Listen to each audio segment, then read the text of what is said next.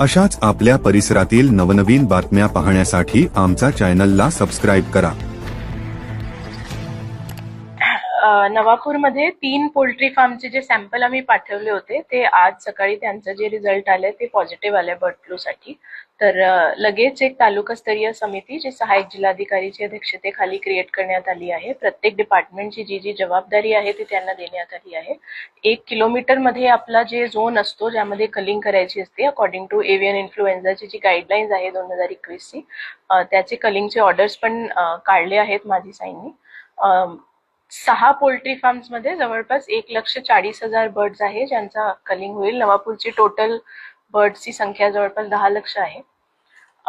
त्याच्याशिवाय एक 3 किलोमीटरचा कंटेनमेंट झोन आणि एक 5 किलोमीटर पर्यंत बफर झोन याची पण मार्किंग आज आम्ही करण्यात येणार आहोत आणि तिथे एक पूर्ण क्वारंटीन जे झोन आहे ते पण करणार आणि 5 किलोमीटर मध्ये जितके पोल्ट्री फार्म मध्ये जितके बर्ड्स आहेत त्यांचे सॅम्पल कलेक्ट करून ते पण बर्ड फ्लू साठी आता आज आम्ही पाठवतो।